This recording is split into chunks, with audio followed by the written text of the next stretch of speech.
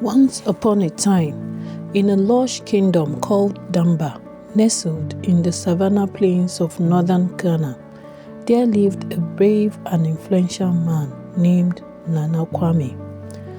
Nana Kwame was a warrior of great renown, respected for his strength and wisdom. The people of Damba looked up to him as both a protector and a symbol of hope. Nana Kwame will never speak and take it back. He always stands by what he says. He was courageous and a fighter. Nana Kwame's father, Nana Yao, was also a great warrior who fought bravely to keep their land safe from marauding enemies. Tales had it that he killed 5,000 men with his bare hands when he was touched by the Dakwa's warriors, a set coming to kill, steal food, materials, and even take themselves for their marry. They touched Bankami, Nana Yao's special friend and betrothed at the time. This infuriated him, and he swore not to rest until he puts down the last man of Dakwa, their homes and their bands. Before Nana Yao passed on, he trained his son to be courageous and wise. When Nana Kwame took over as the protector of the village, his people knew they were in safe hands. They knew the exploits of his father and had succor on what the son could do for them. One day, while traders were busy showing off their wares at the marketplace, farmers had hurried off to the early morning tilling before the sun comes out with heat fury. Hunters on the verge of capture, and children listening to the voice of counsel from dedicated teachers at their village school. A group of bandits attacked Damba. The village watchers had made the battle honk sound, on sighting danger from afar. The attack was sudden and devastating. People ran for their lives. Children hurried back to safety from their learning, and the once busy streets were filled with silence and fear. But Nana Kwame rose to the occasion. He immediately summoned the ever-combat-ready special warriors of Damba and led that group of warriors to fight the bandits, defeating them in a fierce battle. Though victorious, he sustained an injury that left him with a permanent limp. The king of Damba, Nana Opoku, was so proud of Kwame's bravery that he rewarded him generously. He gave him land, cattle, and his beautiful daughter, Adoja, as a wife. With these gifts, Nana Kwame became one of the wealthiest men in the kingdom. Despite his wealth, he remained humble and dedicated to protecting his people. He trained the young men in the village to become strong, courageous, and fierce warriors like himself. Among Nana Kwame's 8 children was a daughter named Leila, who was the apple of his eye. Leila was not only beautiful, but also kind and courageous. She loved spending time with her father, listening to his tales of bravery under the large baobab tree near their home.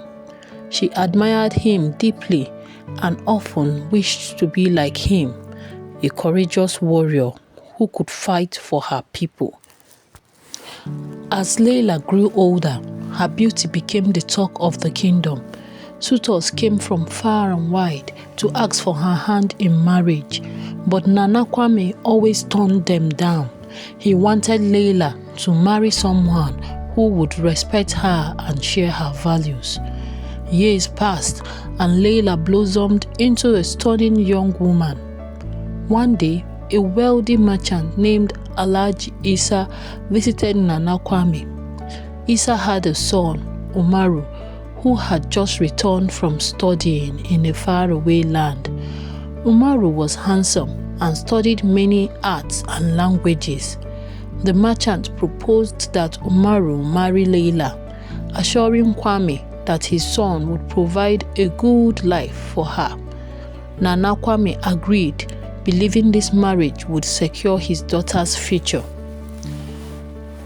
When Leila met Umaru for the first time, she was excited. But this excitement quickly faded away. Umaru, though handsome, was also boastful and condescending. During their conversations, he talked endlessly about his wealth and achievements and how he studied many arts and languages.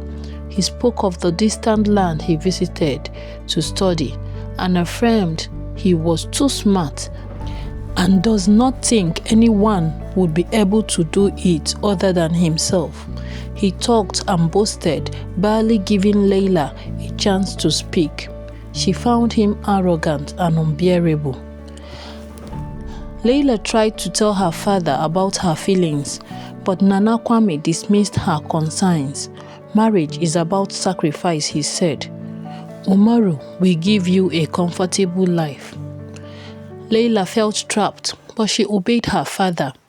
As the marriage preparations began, she prayed and hoped for a way out. One afternoon, while taking food to her brothers in the field, Leila stumbled upon a young man struggling to pull his donkey out of muddy ditch. The man, Kofi, was hardworking and humble farmer with a warm smile. Leila offered to help, and together they freed the donkey. They struck up a conversation and discovered they shared many interests, including their love for nature and of a simple living. Leila and Kofi began meeting secretly at the river bank. Kofi was kind, attentive, and unpretentious, the opposite of Umaru. Leila felt alive and happy whenever she was with him. But their happiness was short-lived, as Umaru discovered their meetings and informed Nana Kwame, who was furious. He revealed the rage uncontrollably as he shouted, "I place my honor on the line if anything will be spoken of me and my household of treachery. Why do you want to cast aspersion on my dignity as a famous warrior? Why do you want the village to see me as a failure, someone who can't keep a pet?" He forbade Leila from seeing Kofi and warned her of the consequences. "You will marry Umaru, or Kofi will face the wrath of his family," he thundered further. Leila tried to reason with her father, but he wouldn't budge. Meanwhile, Umaru's jealousy grew.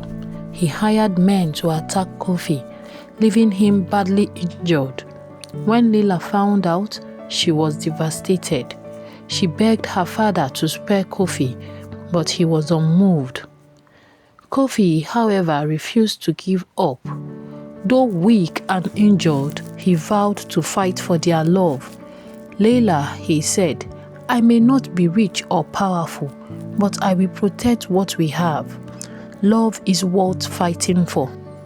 He assured himself he had no reason to be afraid, and neither does he have anything to fear, as he was already on the ground and would fear no fall.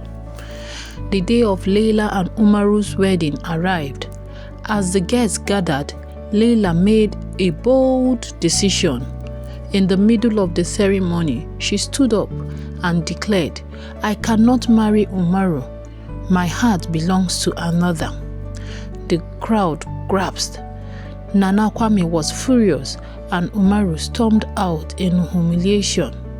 That night, Nana Kwame locked Leila in her room and sent Kofi to the war front as punishment. He believed Kofi would not survive. But Kofi was no ordinary farmer. Unknown to many, he had once trained as a warrior before choosing a quieter life. At the war front, he fought valiantly, leading his comrades to victory. His courage and skill earned him the admiration of his fellow warriors and the gratitude of the king. When Kofi returned to the village, the king rewarded him with land and wealth. An elated Nana Kwame, seeing Kofi's bravery and the love he shared, with Layla finally gave his blessings. "You have proven yourself worthy," he said. "Take care of my daughter." Nana Kwame took his daughter and personally handed her over to her love, Kofi. Layla and Kofi were married in joyous ceremony attended by the entire kingdom. They built a beautiful life together, filled with love and laughter. As for Nana Kwame, he learned the true meaning of love and sacrifice. He never felt nor believed in love because he was trained as a warrior without emotions. And so Layla and Kofi's love story became a legend in Damba, a tale of courage, perseverance, and the power of the heart. Thank you, besties, for watching. It has been great with you guys. Like and share to help my little channel. Please subscribe too. You can tell me on the comment section where you are watching from. Thank you so much. You're the best.